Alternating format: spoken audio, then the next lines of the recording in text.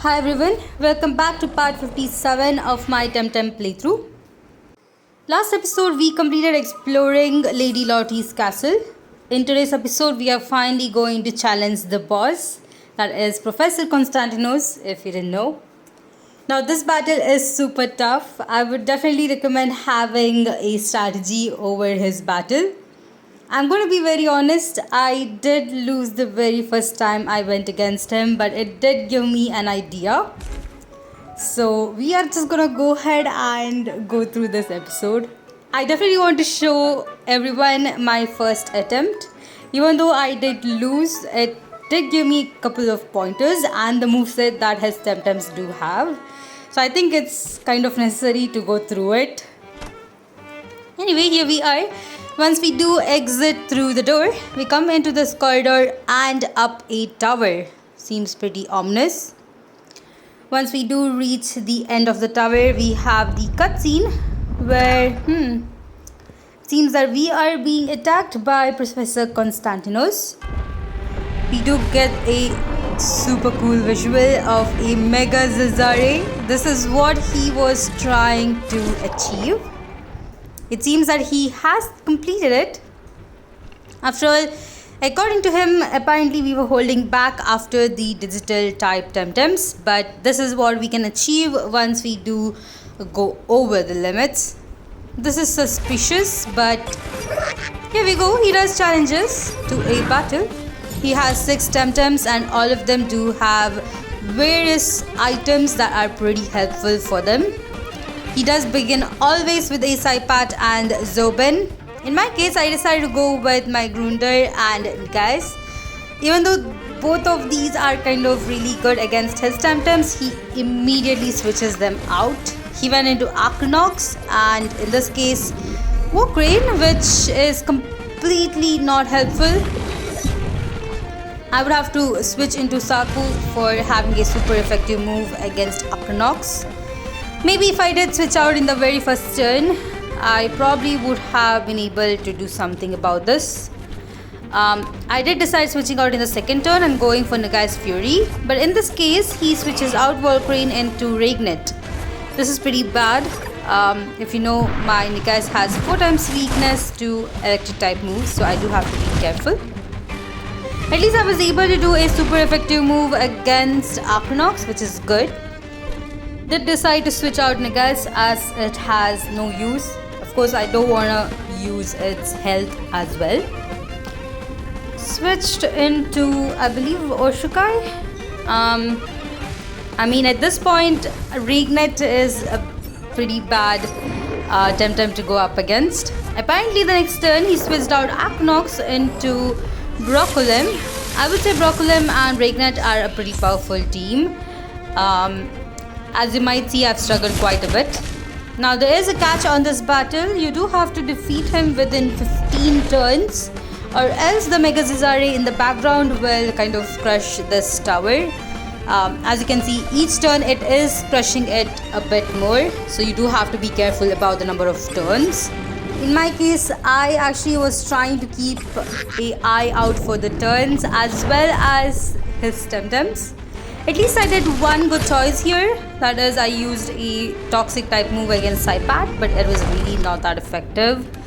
I think he'll also switch out the next turn. So I decided to go ahead and do some changes myself. He switched back into Akronox and I went into Oshukai. Used a toxic type move again, which is still pretty fine. Hopefully the next turn I'll be able to use Rockfall and I'm hoping that will actually do some damage.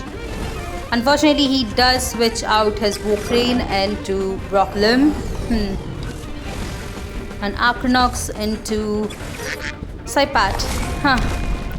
The most annoying thing is that I did not really think about the TemTems he would switch into, and that kind of frustrated me a lot in this battle. I guess this is where I decided to just go with full restores and just try to bulldoze through this battle, which I guess was kind of a bad situation. Alright, he switched into Zobin again. That move almost took down Oshukai. Alright, It seems that we are 10 turns in and I have barely done a dent on his team. I believe one of the key things for this battle is to predict what he will do next. If you get good at it, I think then you'll be able to easily win this battle. Of course, having your TemTems at level 100 would help a bit, but at this point, it really wouldn't make that big of a difference. All you have to do is predict and try to use a super effective move as much as possible. Right here, unfortunately, my game crashed as well, and for some reason, I was not able to play the game. If you might have just seen there, my Arcanite went down. That is because right after the game came back in, I switched into Arcanite. Half of my team now is down. I have no idea what to use next. As you can see, both Saku went down as well as my Arcanite. Up next is Nigaz and Antan. Hopefully these two can do some amount of damage. He did decide to switch out both of his TemTems, apparently to Arcanox. At least Arcanox did go down. This is one good thing. For the next turn, it seems that Volcrane here has probably got a bit more damage. We're almost there. I think I just have 2 more turns left before this battle ends, or probably 1 more turn left after this one. I did use my Nagai's Fury and took down both Saipat and Volcrane, which is really cool. The only reason for me to take them both down was that I was able to use a super effective move, so it's quite important to have that in mind. Up next, he brings out Regnet and Zobin. This is the last turn I do legally have before this battle ends. Unfortunately, I was not able to really do much damage. I mean, I did take down both Regnet and Zobin, but there's still 1 more TemTem left. Sadly, that was the end of that battle. As you can see, I was quite frustrated with it, but I did have a better idea on the battle this turn. Decided to instead use Arcanite up in front rather than Nigaz, which I did use in my very first battle. Hopefully this time I'll be able to get through the battle a bit slowly and choose the right moves. As usual, we'll have the same cutscene. I'm just gonna go ahead and keep the cutscene in because it's just a couple of statements. I was definitely frustrated with Constantinos here. Alright, as usual, it's Saipat and Zobin. I still have Grunder up in front, hoping to just take a hit on Saipat. As for Arcanite, I was not able to really use the move over here. I really wanted to use the move Cage in Arcanite, which actually prevents the TemTems from moving or switching out. Unfortunately, it only activates in the second turn, so I did have to do something about it. I also believe that having the right moveset will help you a lot as well. Try to have as many moves with 1 turn in them. That will immediately help you switch out and use that move, or at least just 2 turn. I don't think a 3 turn move will really help, considering that he does like to switch out his TemTems a lot. In this case, I decided to switch out my TemTems as well. I went into Nagaz and Saku. He switched into Volcrane and Arcanox. Right now, I'm able to use Nagai's Fury. This is a move that activates in the second turn, but I was wondering if he would switch out as well, considering that he has done this one before with Volcrane. I believe he will. This is where the number of turns comes in. You just cannot simply keep switching out. At some point, you do have to start using your moves. In my case, I baited him into bringing out Reignite. I believe he won't switch out at this point. Probably if he does switch out, he'll switch out Brocklin. But he decided to switch out Reignite as well. Going into Volcrane and Saipat. For Saipat, it was a pretty good switch. I mean, I was able to do really good damage right there. Unfortunately, not for Volcrane though. At this point, I do have to switch out Anatan, considering that it really doesn't have a move that is super effective. Let me go with Friend Whip. I think that will be good. He does switch out into Aknox. I decide to switch into Megas. We do get hit by a move. But that's alright. We did plenty damage on Aknox, which is still good. I'm just gonna go with Nega's Fury and Hypoxia on Aknox. Or probably I should just use a Toxic type move considering he might switch out. Let's see. He did switch out Volcrane into Regnite and into Zobin. Zobin is weak to water type moves, so that was pretty good right there. I believe Zobin will go down here, which is really good. Now that is what I call calculating his moves. He switched back into Broculum. I definitely have to switch out Negas, considering that Regnet is on the team. It will definitely go down. I wonder which TemTem to switch into though. I actually decided not to switch out and just go with a turn. I was hoping to take down Regnite in one hit right there, or with one turn. Unfortunately, that was not the case. Regnite did actually take down my Negas here. But still alright. I'll be able to take down Regnite probably in the next turn, which is right this one here. There we go. That is 2 of his TemTems down. I'm still pretty good with my team. Right. I won't be able to switch out Saku any turn. I might have to switch into Grunder. Let's see which TemTem he brings out next. Ooh, Warcrane, huh? Right. It seems that we are around the 8th turn right here. I'm still doing pretty well. He still keeps Broculum in, which is surprising. I'm able to take down Broculum as well, which is really good. I think the key would be just to take down his first 2 TemTems, at which point he will stop switching out as much as before, which will give you more turns to hit his TemTems and take them down. At this point, sadly, Grunder goes down as well, which is still pretty fine. He brings in Saipat. Right. For Saipat, I'll have to definitely try using a poison type move. We get hit pretty bad right here. But, alright, that was pretty good damage. Really good. I'm able to do some damage on Warcrane as well. So we are in the lead right now, although I might have to be a bit careful. Decide to go with full restore on Saku. This will help it stay in for the next turn. I'll be able to hit over here. Warcrane goes down.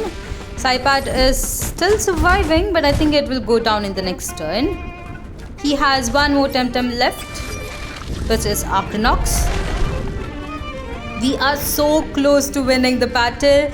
I really want to win this one. Alright. In this case, we go with Oshukai. Saipat goes down. As for Aknox, I will have to just hope that it will go down here, which it does. Alright. I'm guessing, yep, we were able to win. I believe I only had one more turn left, or the game would have just restarted this battle. But now that we have defeated Rex, we are able to kind of confront him and tell him about his mistakes. He's still not regretting it. Apparently he's trying to use his Mega Zazare here. This is completely unfair. Thankfully, the rest of the Arctamers are here. As you can see, all 4 of them. It's so cool to see all of them together. Of course, Stowaway, as usual, cuts Nolan and tells him to just go up with the business. In this case, they do have their own weapon. And here is their ultimate weapon, which I think is super cool. Apparently, all of this just was able to destroy the Mega Zazare. I'm considering that Rex Constantinos is now gone forever. I really don't want to use the other word, but I think he's gone forever.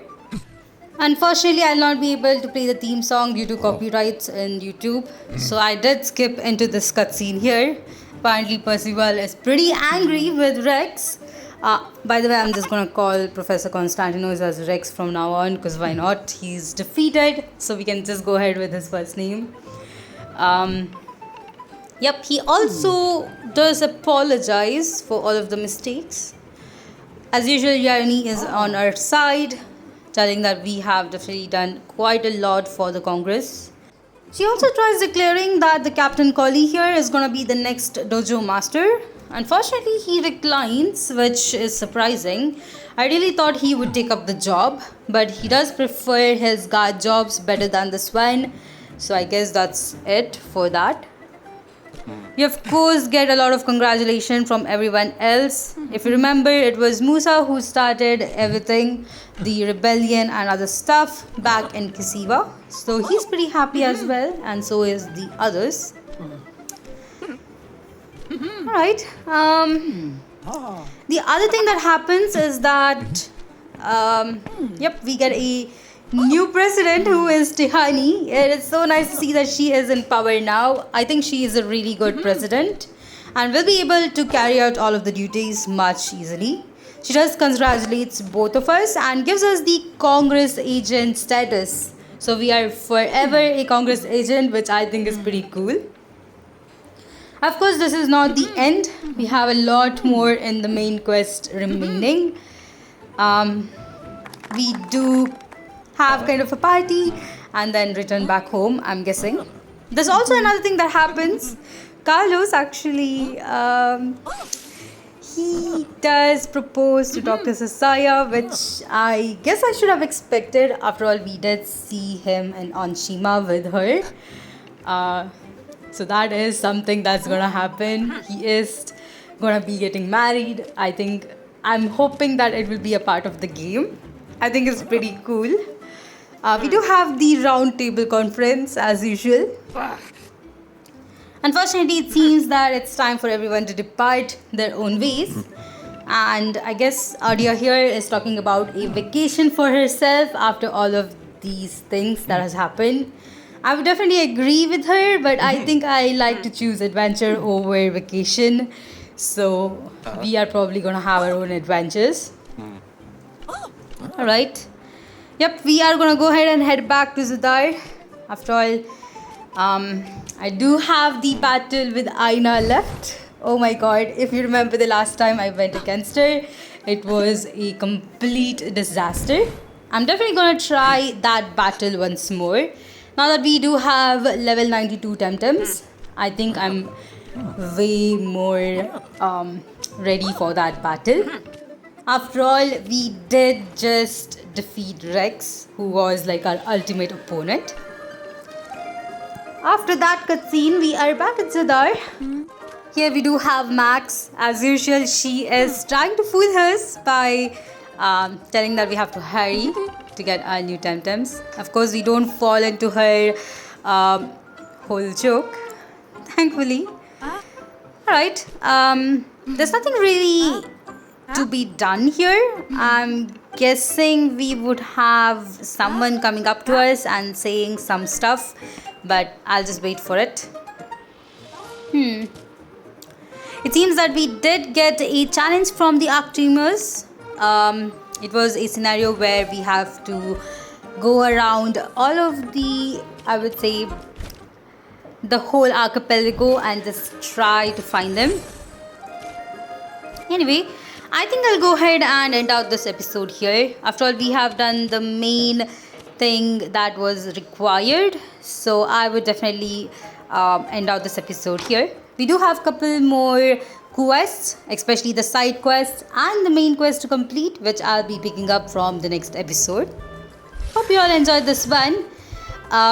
Let me know in the comment section how your boss battle went and what you had to do.